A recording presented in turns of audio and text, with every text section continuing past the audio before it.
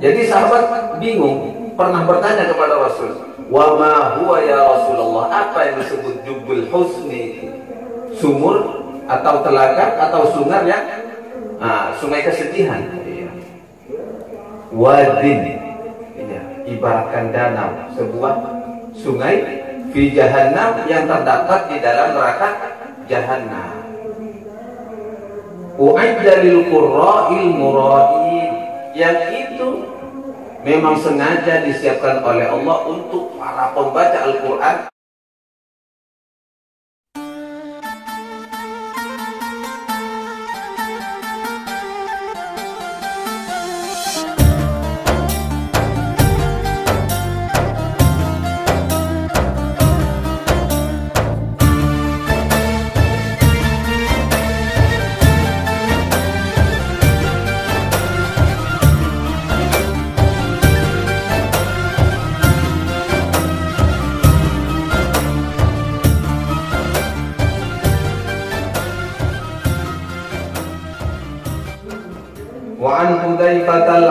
Wa an Hudzaifah al-Mar'ashi, dan juga dari Hudzaifah al-Mar'ashi rahimahullahu ta'ala, al-ikhlasu, adapun ikhlas itu kata Hudzaifah al-Mar'ashi, al-ikhlasu istiwa'u af'alil abdi fi dhahir wal batin.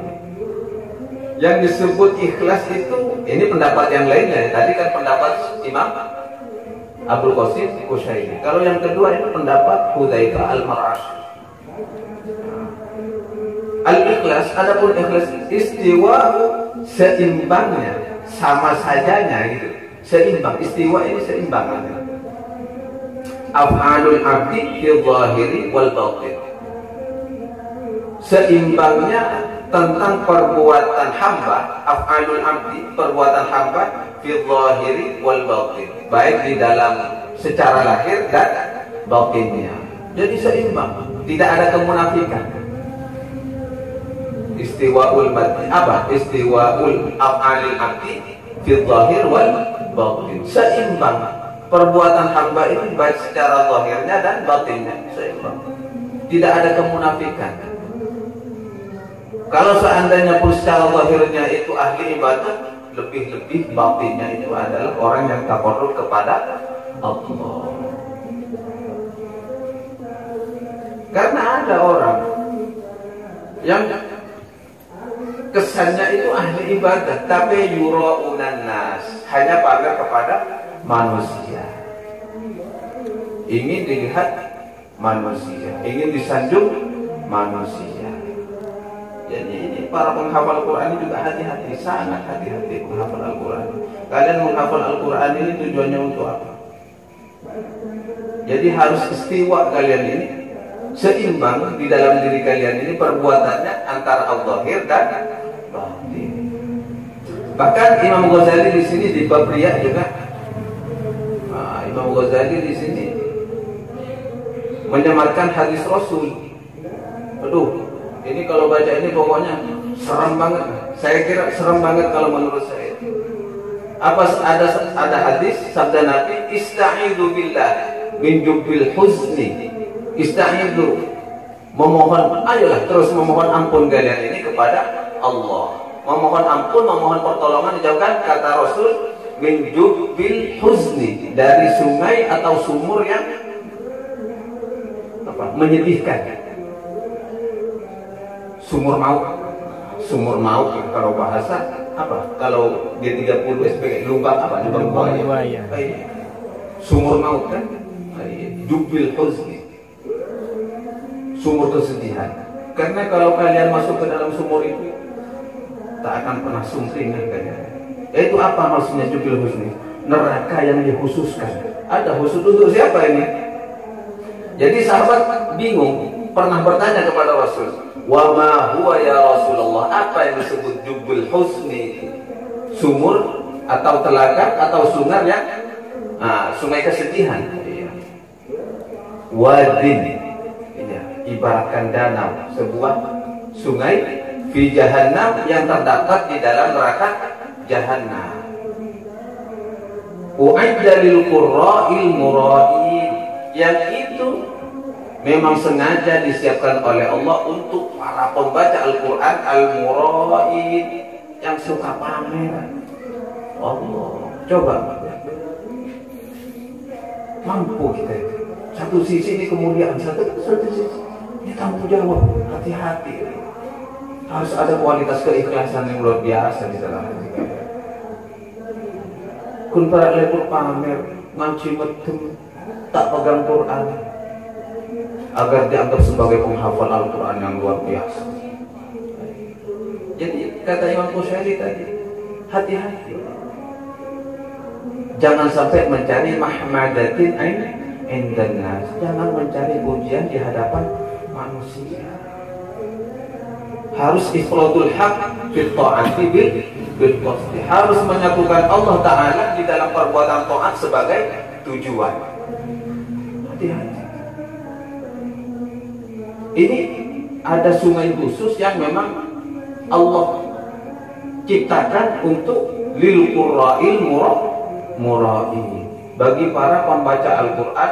Qurra, ya pembaca Al-Quran. Al-mura'ina, yang suka pamer. Nah, semoga kita dijauhkan dari yang demikian. Oh, neraka jahanam saja panasnya begitu, apalagi kalau yang sudah dikhususkan oleh Allah, kan lebih panas tentunya. Pembahasannya neraka jahanam itu kullama natujat juluduhum baddalnahum juludan ghairaha liyadhuqul 'adzab. Juz berapa? Hah? Juz 5. Kullama natujat juluduhum, setiap kali natujat, mengelupas kulit mereka itu, daging mereka itu dari tulang-tulang rontok, nempel menginjak ke dasar neraka jahanam. Natujat juluduhum, langsung rontok. Jadi kullama natujat juluduhum, kata Allah, setiap kali sudah rontok itu semua, baddalnahum juludan ghairaha, lalu kami ganti dengan kulit yang baru. Sudah hancur, dibikin lagi, dicipta lagi seperti mukhlas lah contohnya. Mukhlas dicipta lagi dengan bentuk seperti ini, dipanaskan lagi, rontok lagi. Begitu luluh, hancur, diciptakan lagi. Panas kan? Tak terbayangkan. Na'udzubillah, semoga kita dijauhkan dari itu. Tujuan Allah seperti itu apa? Liyadhuqul 'adzab, agar mereka tahu bagaimana pedihnya siksa neraka. Jadi saya tekankan ya, kalian sebagai penghafal Al-Quran, hati-hati. Jadi mantapkan niat. Mantapkan niat. Jadi jangan jadi orang yang mudah terbuai oleh pujian-pujian yang datangnya dari manusia, atau tak perlu khawatir terprovokasi menjadi putus asa dari penilaian-penilaian yang tidak baik dari manusia. Kalau sudah lillahi ta'ala, jalan terus, anjing menggonggong kafilah tetap berlari, jalan terus. Asalkan niat lillahi ta'ala kalian sematkan, tanamkan di dalam hati. Wa 'an Dhinnun rahimahullah, ini aslinya Dhinnun al-Misri. Wa 'an Dhinnun rahimahullah, dan juga dari Dhinnun rahimahullah ta'ala. Qala, telah berkata siapa Dhinnun rahimahullah ta'ala, kalatun, ada 3 min alamatil ikhlas, dari tanda-tanda keikhlasan. Ada 3. Ini biar kalian tahu. Saya baca kitab ini dan masuk ke bab ini, kita sama-sama berharap agar menjadi hamba-hamba Allah yang ikhlas. Paling tidak kalau kalian tahu ciri-ciri keikhlasan, orang yang ikhlas itu seperti apa, kan harus bisa paham. Insya Allah masuk ke level keikhlasan terus. Kalian apaki itu level-level keikhlasan. Karena ikhlas memang tidak ada definisinya. Setiap ulama itu berbeda-beda pendapatnya sesuai kualitas keikhlasan mereka sendiri. Ikhlas itu tidak ada definisinya. Suatu ketika para sahabat ini pernah tanya kepada Rasulullah, ya Rasulullah, ikhlas itu apa? Rasulullah mikir, Oh tunggu dulu, kata Rasulullah. Saya tidak tahu kalau jawaban itu. Ini hadis. Lalu Rasulullah jawab kepada para sahabat, saya mau tanya dulu kepada malaikat Jibril sebagai pembawa wahyu. Akhirnya Rasulullah tanya kepada malaikat Jibril, ya Jibril, ikhlas itu apa? Oh Jibril juga jawab, oh saya tidak tahu. Saya mau tanya dulu kepada sang pemilik keikhlasan, yaitu Allah Subhanahu wa Ta'ala. Kepada Allah, ya Allah, apa keikhlasan itu? Apa jawab Allah? Ikhlas huwa sirrun min asrar. Keikhlasan itu adalah sir, asrarun. Sirrun adalah sebuah kerahasiaan, sebuah rahasia dari beberapa rahasiaku yang aku sematkan, aku tempatkan di dalam hati hamba-hambaku yang terpilih. Jadi orang ikhlas ini tak bisa pas ngatur. Ini saya sedekah uang 500.000, saya ikhlas, ambil saja, ikhlas. Oh tak bisa diucapkan keikhlasan itu. Sama dengan riya. Riya juga tidak ada definisinya. Tapi membahas di sini ini bukan bermaksud bahwa orang ini ikhlas dan orang itu tak ikhlas atau riya. Agar bermaksud agar kita memiliki pemahaman apa itu ikhlas, apa itu riya. Karena ikhlas dan riya itu bisa dirasakan oleh diri sendiri, tidak bisa dinilai oleh orang lain. Bisa jadi saya sholat duha di depan umum, di depan kalian ini, atau di depan orang banyak. Bisa jadi orang menyangka saya riya, tapi tujuan saya selama saya niat lillahi ta'ala itu bukan riya. Sebaliknya, bisa jadi saya sholat di tempat-tempat yang sembunyi-sembunyi dari pandangan orang, sehingga kalian menganggap saya itu adalah orang yang ikhlas, tapi pada hakikatnya bisa jadi saya riya karena takut terlihat oleh kalian. Jadi sesuatu yang tersembunyi belum tentu ikhlas, sesuatu yang tampak belum tentu riya. Sesuatu yang tersembunyi itu belum tentu ikhlas. Jadi sesuatu yang tampak belum tentu riya. Dan semua itu akan diberikan kepada siapa? Adalah kepada orang-orang yang sudah diberi ma'unah, pertolongan oleh Allah Subhanahu wa Ta'ala. Jadi di sini Dhunnun al-Misri rahimahullah memberikan pandangan. Salatun min alamatil ikhlas. Ada tiga dari tanda-tanda keikhlasan. Yang pertama, istiwa'ul madhi wad-dammi minal ammah. Istiwa'u seimbangnya, setara tetap. Ini apa? Seimbang. Seimbang. Ya, tak pernah berubah. Al-madhi wad-dammi antara pujian dan cacian minal ammati dari manusia umumnya. Artinya dia tetap seimbang. Al-madhi mendapatkan pujian, wad-dammi ataupun dia mendapatkan cacian minal ammati dari orang banyak. Dicaci, dipuji, ya sama saja. Pas Mail dipuji, wah, biasanya sholat duha 2 rakaat karena dipuji, wah kamu istiqomah langsung naik 8 rakaat. Nah, itu tak imbang namanya, tak istiwa. Atau dicaci, dihina, atau digojlok. Ya, sok-sokan sholat duha kamu ini mau kemana kamu? Langsung berhenti. Wah, itu tak istiwa namanya. Jadi yang pertama kata Dhunnun adalah istiwa. Seimbangnya orang yang mendapat pujian ataupun cacian dari ammah, dari orang umum. Terus yang kedua, nisyatu ru'yatal amal fil a'mal. Biasanya orang ikhlas ini nisyat, lupa ru'yatal amal fil a'mal, melihat perbuatan di dalam beberapa perbuatannya.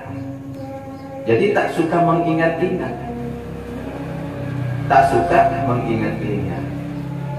Tak mengingat-ingat saja tak suka, apalagi mengungkit-ungkit. Ya lebih tak suka lagi. Tak pernah mengungkit. Kamu kan kemarin saya kasih uang 10 juta. Masa lupa? Bukan seperti itu. Kepada pemberiannya saja dia lupa, apalagi kepada mengungkit-ungkitnya. Karena kalau sudah terbiasa mengungkit dan mengingat-ingat, pahala itu bisa gugur, pahala kebaikan itu, pahala keikhlasan. Sebagaimana firman Allah, la tubtilu shadaqatikum bil manni wal adha. Jangan kau rusak perbuatan baik kalian, sedekah, pemberian kalian itu. Jangan kau rusak dengan apa? Bil manni, dengan tamanni, mengharap-harap atau mungkin-mungkin, wal adha, ataupun sesuatu yang sama dengan mungkin-mungkin. Kamu kan awalnya miskin, begitu saya bantu kamu kan sukses. Itu ada namanya menyakiti perasaan. Kalau at-tamanni, mengharapkan timbal balik. Saya mengharapkan ini, ngasih ini dengan harapannya semoga ini apa. Itu tak lillahi ta'ala namanya. Tidak ada ciri keikhlasan di dalam perbuatan tersebut. Dan pahalanya gugur. Jadi orang yang ikhlas bagaimana? Ya lupa kepada setiap amalannya. Lupa. Bukan melupakan hafalannya. Bukan melupakan hafalannya. Artinya lupa kepada perbuatannya. Kan orang ikhlas. Ini pikiran nakalnya kan begitu. Orang ikhlas kan lupa kan. Ujung-ujungnya radikal juga. Orang ikhlas kan lupa kepada amalnya. Biarlah nggak apa-apa, saya tidak lancar. Tidak masuk kategori ikhlas. Parah. Terus yang ketiga, waqtidha'i thawabil amal fil akhirah. Waqtidha, dan menuntut siapa orang yang ikhlas itu. Orang yang ikhlas hanya menuntut, mengharap thawabil amal kepada perbuatan, kepada pahala perbuatan itu. Kan setiap perbuatan mengandung nilai pahala kan? Kepada perbuatan amal, kepada nilai pahala itu fil akhirah, untuk kebahagiaan di akhirat. Sudah, perbuatan saya di dunia apapun demi kebahagiaan akhirat saja. Itu masih penting, keikhlasan itu masih lumayan naik.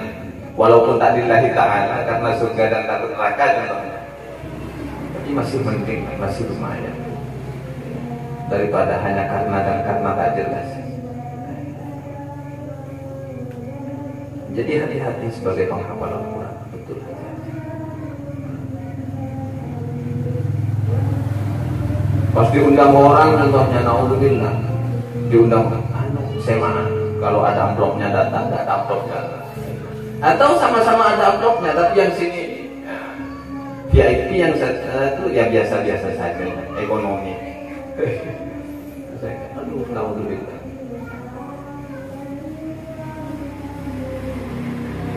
Jadi niatkan saja untuk urusan akhir. Niatkan saja. Yang penting kalian memiliki nadrillahi ta'ala, semua urusan kalian Allah bereskan, pasti. Yang penting kalian memiliki niat, apapun kegiatan kalian, diundang semaan, diundang khatmil Quran, apapun bentuknya, diundang pengajian ini itu dan semacamnya, kalian memfokuskan diri hanya dalam satu niat, ifradul haqqi fi ta'ati bil qasdi, memanunggalkan Allah di dalam perbuatan taat, dalam urusan apapun, ya, pasti urusan kalian Allah cukupi, pasti. Innallaha la yukhliful mi'ad, karena Allah tak pernah menyalahi janji, pasti. Wa anil Fudail bin Iyad radhiyallahu anhu, dan dari Fudail bin Iyad radhiyallahu anhu, qala, telah berkata siapa Fudail bin Iyad, tarkul amal, meninggalkan perbuatan, li ajlin nas, karena manusia dia riyaun. Meninggalkan perbuatan karena manusia itu adalah riya. Riyaun adalah riya. Wal amalu li ajlin nas, dan berbuat karena manusia syirkun, termasuk syirik.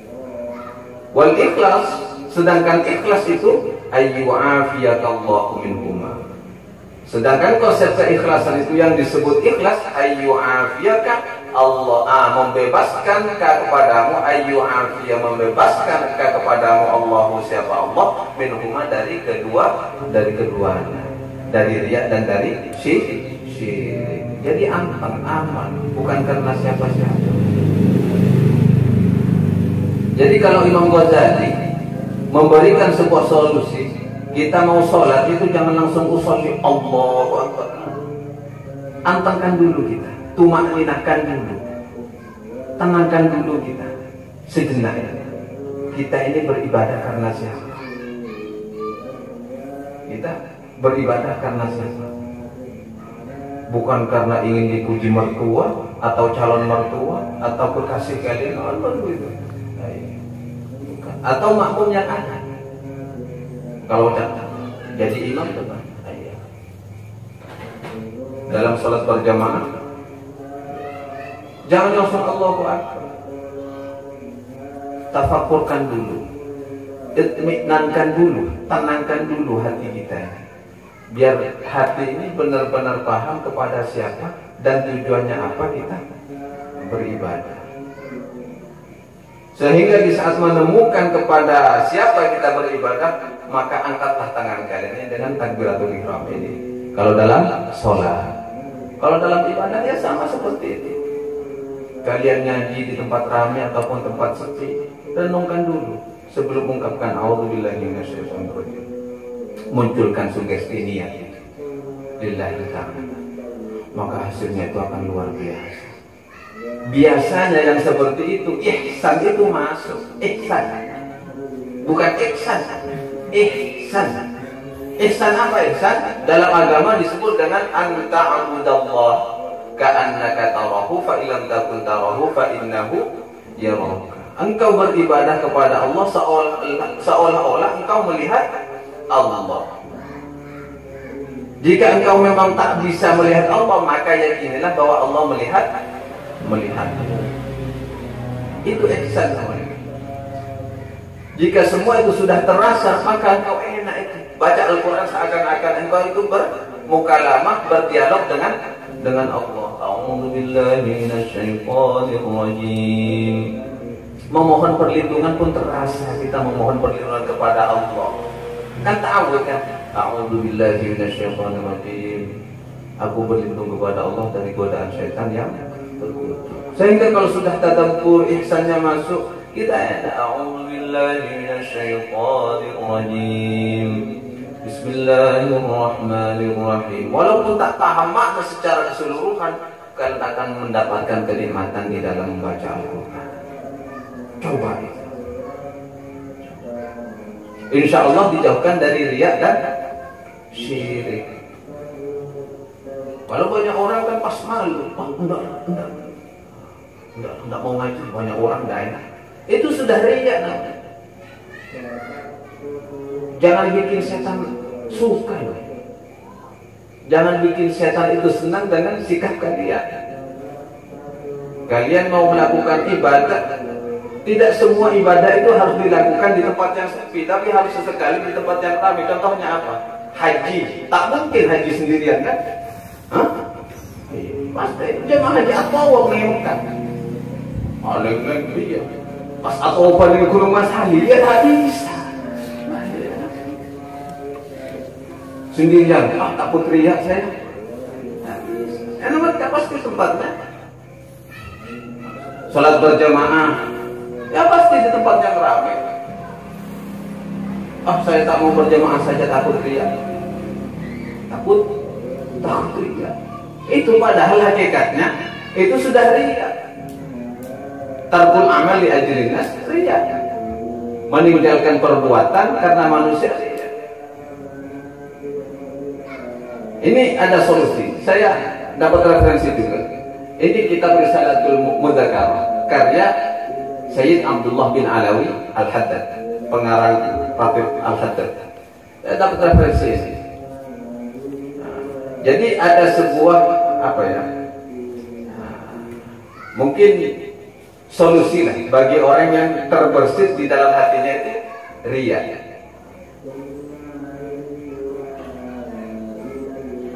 jadi dawuh beliau ini fa in ahsasta min nafsika birriya, jika engkau sudah merasa di dalam dirimu terdapat rasa riya, fala tatlubannal khalas minhu, maka engkau jangan langsung berhenti memohon, meminta untuk ada penyelesaian itu.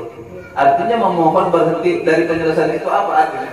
Pas biasa apa jam duha, pas sholat duha, itu minta penyelesaian. Dengan ditarkil amal, artinya tak melakukan sesuatu yang harusnya dilakukan.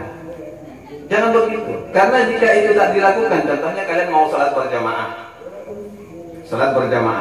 pas terus karena sudah muncul rasa dia, saya takut, ini rianya.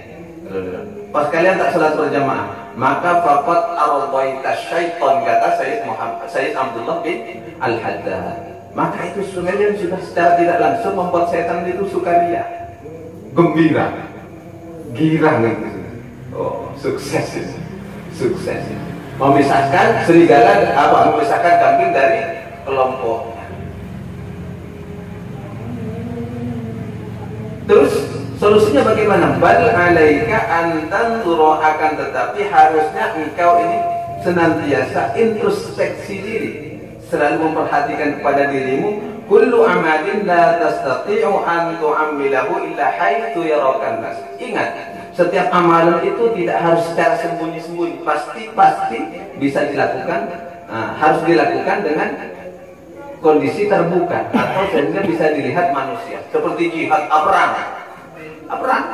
Pas perang gak dibiarkan boleh perang.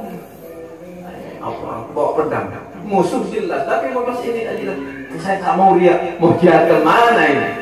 Dulu para sahabat itu rata-rata ikhlas. Sudah terkenal keikhlasan kan, sudah masyhur Sayyidina Ali luar biasa. Jadi sesuatu yang pasti tampak itu kalian harus menyikapinya dengan apa? Ini adalah perintah Allah Subhanahu wa Ta'ala. Kuncinya seperti ini adalah perintah sholat berjamaah, ibadah haji, jihad, dan ini adalah perintah Allah Subhanahu wa Ta'ala. Dan saya melakukan ini, kata Habib Abdullah bin Ali, bukan karena siapa-siapa, karena melaksanakan perintah Allah Subhanahu wa Ta'ala. Kecuali kalau memang amalan itu harus dilakukan secara sembunyi-sembunyi. Contohnya apa? Puasa, sedekah, ya kan?